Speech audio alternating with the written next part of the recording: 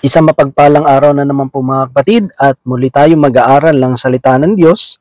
At ang salita ng Diyos natin pag-aaralan, ito po ay ating kukunin sa Ebanghelyo ng ating Panginoon ayon kay San Lucas, Kabanata 17, talata 5 hanggang 10.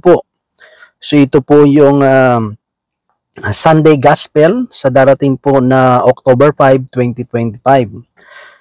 Ang sabi po dito, sinabi ng mga apostol sa Panginoon, dagdagan po ninyo ang aming pananampalataya. Tumugon ang Panginoon, kung ang inyong pananampalataya ay sinlaki ng butil ng mustasa, masasabi ninyo sa punong ito ng sikomoro, mabunot ka at matanim sa dagat at susundin kayo nito.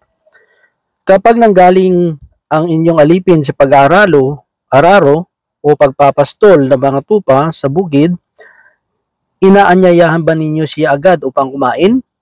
Hindi ba't ang sasabihin ninyo ay ipaganda mo ako ng hapunan, magbihis ka at pagsilbihan mo ako habang ako'y kumakain? Pagkakain ko sa kakakumain, pinasasalamatan ba ng amo ang kanyang alipin dahil sinusunod siya nito? Gayon din naman kayo, kapag nagawa na ninyo ang lahat ng iniutos sa inyo, sabihin ninyo, kami mga aliping walang kabuluhan, tumutupad lamang kami sa aming mga tungkulin. Mga kapatid, mga magulang, mga kaibigan, ito po ang mabuting balita ng ating Panginoon. So ang papuri, ang pagsamba ay para lamang sa Kanya. At itong ating binasa, ito po ay tungkol sa paghingi ng mga apostol ng dagdagan yung kanilang pananampalataya sa Diyos. And the same time, ito ay tungkol sa tungkulin ng isang alipin o tagasunod. Alam naman natin na bilang tagasunod ng ating Panginoon, tayo po ay namumuhay sa pananampalataya. Hindi po natin pwedeng i-divorce, hindi po natin pwedeng paghiwalin o i-separate yung paglilingkod at yung pananampalataya. Kasi tayo ay naglilingkod dahil sa pananampalataya natin sa Panginoon. Diba? Pero siyempre nakita ng mga apostol na dahil sa laki o dami o bigat ng mga pasanin, ng mga hinihingi ng pagiging lingkod ng Panginoon is parang nakita nila na kailangan nila ng malaking pananampalataya para magawa ang lahat ng mga bagay na ito. So which is na makita natin mga kapatid, maganda naman yung hangarin nila. Siyempre, sino ba naman na gusto natin na lumaki yung pananampalataya natin. Pero siyempre, alam naman natin na yung pananampalataya, hindi naman sa lakihan o sa liit. Ang pinakaano dyan is lahat ng pananampalataya, bawat tao na may pananampalataya sa Panginoon, ito ay susubukin. Diba? Hindi yan titignan kung malaki o maliit. Titignan dyan kung ito ba ay tunay o hindi. Diba? Kaya nga daranas tayo ng mga persecution, daranas tayo ng mga challenges, mga testing, no? Lahat-lahat na ng mga kaakibat ng paglilingkod natin sa Panginoon para i-purify, no? Tignan kung dalisay, kung tunay ba yung ating pananampalataya sa Panginoon. So yun po yung yung titignan doon kung ito ba ay tunay o peke, no? Kasi maraming tao na kinukubli nila yung kanilang ginagawa minsan na hindi tama sa kanilang pananampalataya. No? Yung sabi nila sila ay may pananampalataya, pero sabi nga ni San Pablo, pero yung wala namang kalakip na gawa yung kanilang pananampalataya. Kaya nga yung pananampalataya na walang gawa is patay. No? Kaya nga may kita natin dito, yung sinunod is yung pagiging alipin. Diba? Ibig sabihin na yung isang alipin o tagasunod, meron siyang mga tungkulin na dapat niyang gawin. So magkakaiba talaga isa bilang mananampalataya ng Panginoon na dapat yung pananampalataya natin yun ay nakikita. Kaya nga sabi niya, kahit maging sanlaki lamang ng butil ng mustasa, di ba? Alam naman natin, yung butil ng mustasa, isa yan sa mga, may mga parable na binigay yung Panginoon, di ba? Maliit man yan, pero pag naitanim mo, pag ito ay tumubo, lumago, sabi doon, ay nakikisilong o namumugad yung mga ibon doon. So ibig sabihin, malaki yung nagiging yung guro yung nagiging pakinabang nito, 'di ba? Maliit man siya galing, pero pag naitanim at tumubo, malaking kapakinabangan. Ganun din naman yung pananampalataya, mga kapatid. At alam naman natin na sa paglilingkod sa Panginoon, ang Diyos ang nagbibigay sa atin ng pagnanasa ng disar at kakayanan at lakas upang ating magampanan yung kalooban ng Diyos, di ba? Hindi naman yun dahil gusto yun talaga yung disar ng puso natin, kundi ang Diyos pa rin talaga yung nagbibigay. Kahit yung pananampalataya natin ay biyaya pa rin yan na ibinagkakaloob at ibinibigay ng Panginoon. Pero siyempre, ito'y daraan sa mga pagdadalisay. No? Kaya nga, nandun yung mga pagsubok, no? Yung mga trials, di ba? Yung pagsunod natin, no? Part din kasi yan, lahat ng ginagawa natin ay ginagawa natin ito na may pananampalataya. Sumusunod tayo sa Panginoon dahil sa pananampalataya natin sa Kanya. Diba? Ginagawa natin yung kalooban niya, isinasabuhay natin yung salita ng Diyos kasi bahagi yun na hinuhubog yung pananampalataya natin sa Panginoon. Dito mga kapatid, sabi niya, masasabi niya sa punong ito ng sikomoro, mabunot ka at matanim sa dagat at susundin kayo nito.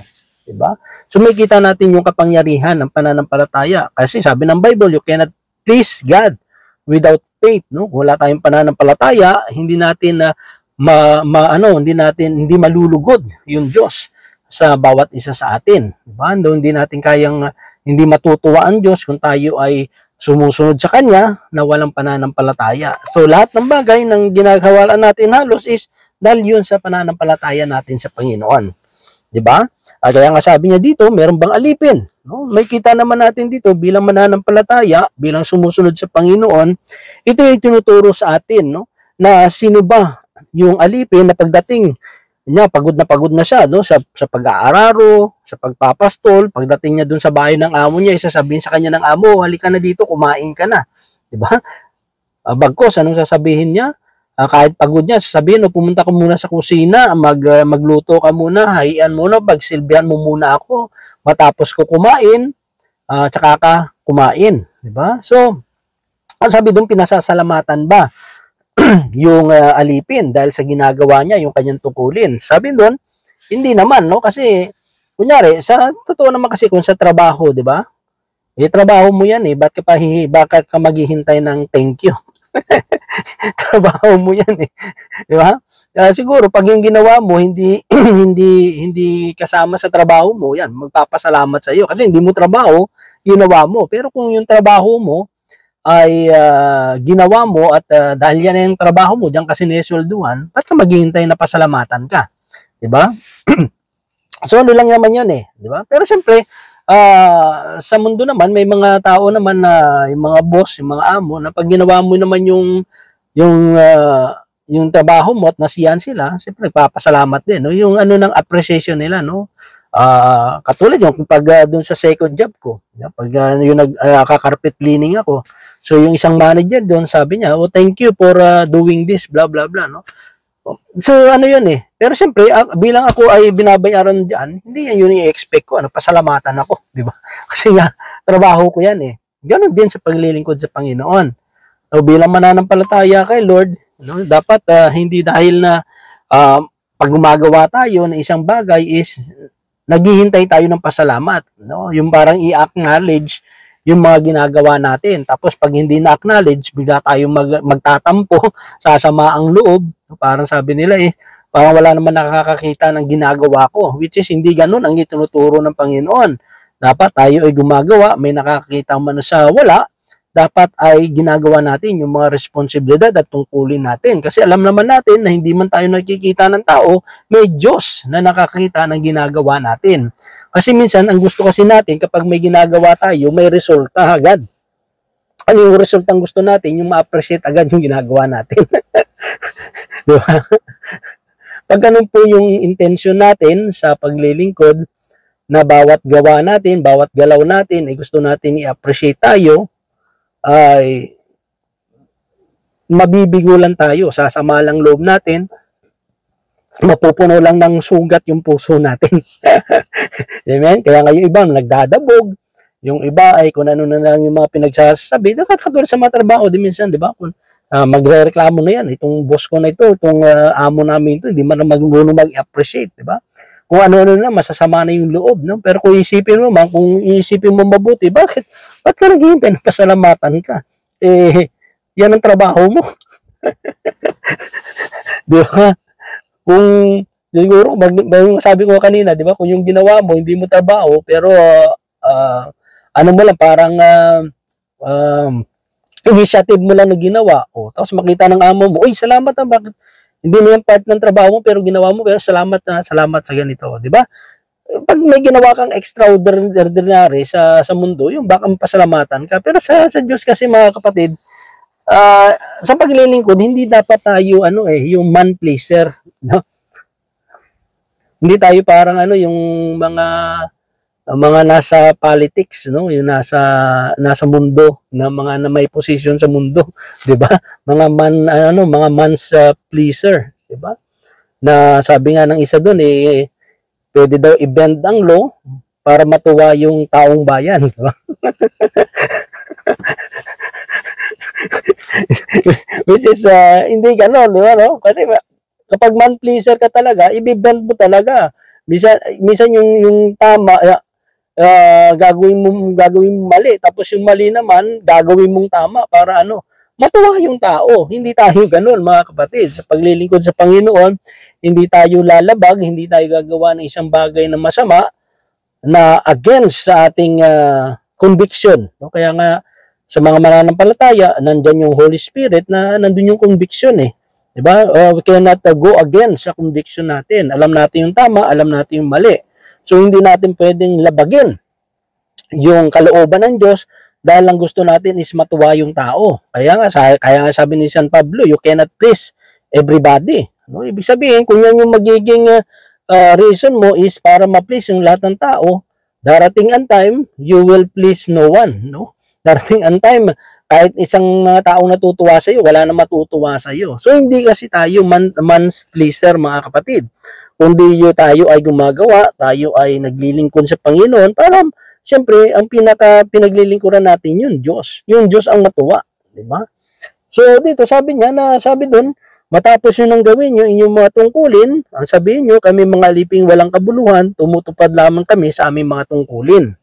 Diba? Ganun lang naman, mga kapatid Kasi minsan nagiging problema kapag sa mga naglilingkod sa Panginoon, pag tumatagal na, parang ang tingin nila sa sarili na masyado na sila makabuluhan, no? Mga untouchable na, di ba? Parang tingin nila is dahil marami na silang alam, mas marunong na sila sa iba. Tandaan natin, yung iba tatahimik lang yan. Hindi ibig sabihin dahil tatahimik yan, walang alam, di ba? Marunong lang sila gamitin sa tamang panahon at sa tamang oras yung kanilang mga nalalaman. So, magkaiba yung mga kapatid, no? Yun ang pinakaano doon Alam mo kung kailan mo dapat ilabas yung mga nalalaman mo. Hindi tayo yung parang ipapakita natin yung mga title natin, ipapakita natin sa iba, no? Doon pa lang pag pinakita natin mga achievement natin, gano'n, na yan gusto na nating magmalaki yun di ba? Sabi nga, hayaan mo yung ibang tao yung magsabi ng mga bagay tungkol sa iyo at wag mong sabihin kung ano yung mga bagay tungkol sa sarili mo, di ba? Siyempre sarili mo yan di ba? Ikaw yan siyempre ikaw bida, ikwento mo sa iyo rin yan, di ba?